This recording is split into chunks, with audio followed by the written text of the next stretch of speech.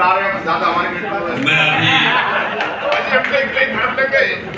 अभी मंच पर बैठा हुआ अपनी याददाश्त को टेस्ट कर रहा था कि यहाँ कोई ऐसा चेहरा भी है क्या जिनको मैं नाम से नहीं जानता।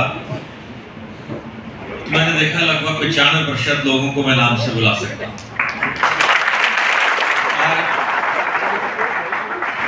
ये वो लोग हैं जो प्रिय हैं, मेरे शुभचिंतक हैं, मेरे संरक्षक हैं, मेरे गार्जियन हैं। मैं समझता हूँ आज इस वक्त 11 बजे जो लोग उपस्थित हैं वास्तव में ये उन लोगों में से क्रीम है। अभी कुछ लोग बाहर भी और भी होंगे, ऐसा नहीं, लेकिन ये उस समर्थकों की क्रीम है आज, जो प्यार भी देते हैं, सम्मान भी देते हैं, आशीर्वाद भी देते हैं, सहयोग भी देते हैं, समर्थन भी देते हैं। आप कुछ लोगों में से मैं आपको धन्यवाद देता हूँ। धन्यवाद विधायक जी, तेजपाल जी, श्री चंद जी, ये ऐसे साथी मिले जो सफर को आसान कर दिया है। अब जब मुझे कभी दादरी की सोचनी पड़ती है तो मैं कुछ नहीं कहता। हमारे मंडल अध्यक्ष बैठे हैं, महेंद्र नागर जी से फोन कर देता हूँ, शेख को जाओ भैया, भैया नाम नहीं ले रहा हूँ मैं किसी के, नहीं तो फिर ये हो जाएगा उसका लिया उसका नहीं। हाँ, चंदेल जी का नाम मुझे जरूर लेना पड़ेगा क्योंकि कितने साल बाद मिले हैं, लेकिन फिर भी इनका प्यार देखिए। साथियों, मेरी पत्नी डॉक्टर उमा, मेरे परिवार के लोग भी यहाँ बैठे हैं, कार्तिक बेटा भी यही है। साथियों, बिना परिवार के ये भी एक परिवार ही है, इसके सहयोग के इतना बड़ी लड़ाई को, युद्ध को जीता नहीं जा सकता, ये विश्वास रख लीजिए। धन्यवाद। मेरे साथी रहे भाई राकेश प्रधान जी, भाई संजय वाली, भाई देवा जी, मनीष भाई, हमारे दोनों महामंत्री गणेश भाई, त्यागी जी। साथियों, बस 3-4 मिनट में मैं अपनी बात खत्म करूंगा और ये मेरे शब्द नहीं है, ये आज से करीबन 10 दिन पहले प्रधानमंत्री जी ने राष्ट्रीय पदाधिकारियों की बैठक ली थी, चुनाव की तैयारी के लिए हमें क्या करना है। कुल उसमें 180 लोग आमंत्रित थे पूरे देश से। मेरा सौभाग्य था, मैं भी उसमें एक था। और उन्होंने जाते ही ये कहा कि भाई देखो, मेरी उम्र का भी ख्याल रखो, कितना दौड़ाओगे मुझे। एक परिवार को उन्होंने अपनी इमेज क्या बनाई है, कोई उन्हें सिर्फ अपना प्रधानमंत्री नहीं मानता, कोई उन्हें अपना गार्जियन मानता है, कोई अपना दोस्त मानता है, कोई उन्हें अपना गुरु मानता है, कोई उन्हें अपना आदर्श मानता है। ये सारे गुणों के साथ एक ऐसा व्यक्तित्व तैयार हुआ इस देश के अंदर नरेंद्र मोदी के रूप में। वास्तव में परसों टिकटें बट रही थी,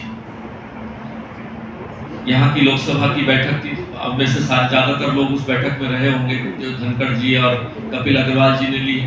हमें आदेश मिला कि तुरंत आइए, 6 बजे दिल्ली पहुंचिए। दिल्ली पहुंचे तो पता चला प्रधानमंत्री जी, नड्डा जी, अमित शाह जी 6 बजे से बैठक में बैठे, थोड़ा 1 घंटा लेट हुए, 2 घंटे। बैठक सवेरे 3:30 बजे तक चली, जो ये टिकट की लिस्ट है ये उस दिन फाइनल हुई थी। 4:15 बजे हम भी घर पहुंचे। अगले दिन पता चला 8 बजे वो बंगाल के और धनबाद के दौरे पर निकल गए। 4 बजे वहां से गए। 73 साल की उम्र, एक ऐसा व्यक्ति जो सिर्फ और सिर्फ देश के लिए सोचता है।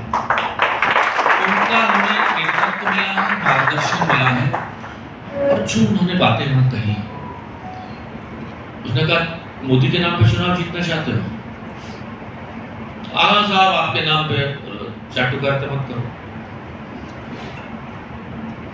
बोले तूफान आया तुम्हारे थोड़े कम आते हैं, अमेरिका में बहुत ज्यादा तूफान आते हैं। तूफान में हवा की गति होती है 500-300 किलोमीटर प्रति घंटा की। कभी ये देखा है कि तूफान की हवा के प्रेशर से साइकिल के पहिए या गाड़ी के पहिए में हवा भर जाए? हवा तो बहुत तेज है, लेकिन साइकिल के पहिए में अगर हवा भरनी है तो पंप लगाना पड़ेगा, पंप लगाना पड़ेगा। कितना ही तूफान की गति हो जाए, साइकिल के पहिए या ट्यूब में हवा भरने से लिए नहीं भरेगी। एक संदेश था कि कुछ करना भी है हमें, खाली हम क्या मोदी जी हैं, मोदी जी से चुनाव जीत जाएंगे, इस गलतफहमी को मत पालो। अभी हमें पहले चुनाव में जब हम जीते थे 2014 में 33% वोट मिले थे, दूसरे चुनाव में हमें 37% वोट मिले, 33-37, और जीत 37% वोट पे नहीं होती। जीत के लिए कितने परसेंट चाहिए? 51%, 50%। तो अभी हम 51% वोट नहीं ला पाए हैं, ध्यान रखिएगा। अब सवाल ये है कि काम करने वाले लोग कौन? चुनाव भी एक बेटी की शादी है। कल ये कहानी मैं ननकौर के लोगों में सुना चुका हूं, तो वो बुरा मत मानना, मैं रिपीट कर रहा हूं। बेटी की शादी में सब लोग कहते हैं काम कर रहे हैं, लेकिन काम करने वाले कुछ लोग होते हैं। ये घटना हुई है, ऐसा नहीं कोई उदाहरण है। रात को 10 बजे 25 जनवरी की शादी थी, अच्छी कड़कती ठंड होती है। तो कुल्फी वाले ने कहा साहब बर्फ मंगवाओ। नमक मैंने डाल दिया था, लेकिन वो कुल्फी पिघलने लगी, अब एक बर्फ इसमें नहीं डली तो किसी ने कहा बर्फ मंगवाओ, तो कोई उसने कहा कुल्फी वाले बेवकूफ है, तो पहले बर्फ लेके क्यों नहीं अपना इंतजाम करके, अब कहां से लाएंगे बर्फ? भाई ननकौर जैसी जगह है, रात का टाइम है, यहाँ कौन सी बर्फ मिल जाएगी? कहां से मिलेगी? बर्फ की फैक्ट्री खोजो भाई, किसके यहाँ मिलनी मुश्किल है। बोलो बर्फ की, बोलो साहब एक बर्फ की फैक्ट्री थी तो सही, पर फैक्ट्री तो नहीं थी, स्टोर था, शायद वो खुला मिल गया, नहीं हुआ तो उसका जो मालिक है वो शराब पी के सो जाता, दरवाजा भी तोड़ दो तो फिर खोलेगा नहीं। दूसरे ने कहा चलो भाई चलते हैं, देखें कहीं से फैक्ट्री खुलवा के बर्फ लाते हैं। तीसरे ने कहा भाई मेरे पास तो साइकिल है, साइकिल पे बर्फ कैसे आएगी? उसने कहा साइकिल तो चलो, लेकिन साइकिल के बांधने के पीछे ट्यूब भी चाहिए, उसके बिना बर्फ की सिल्ली बंधेगी कैसे? साइकिल पे पीछे को बर्फ पकड़ तो चल नहीं सकता। तो बोले साइकिल, बोले साहब गाड़ी वाला ढूंढो। वहां कोई बड़ी गाड़ी वाला, अभी जो आपने देखी थी इतनी बड़ी गाड़ी वाला, बोले यार बर्फ की सिल्ली से इतने 2 करोड़ की गाड़ी में बर्फ आएगी क्या?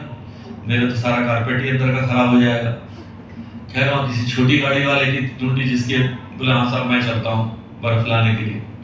वो चल पड़ा, बोला चलो। बोले यार ये तो बात सही है कि बर्फ लेने के लिए गाड़ी भी मिल गई, बर्फ वाला ढूंढेंगे, लेकिन ये बताओ उस बर्फ के पैसे कौन देगा? जब तक ये चर्चा हो रही थी, चिंता हो रही थी, इतने में एक वो बेटी के बाप का समर्थक जिसकी अपनी भी बेटी थी, गरीब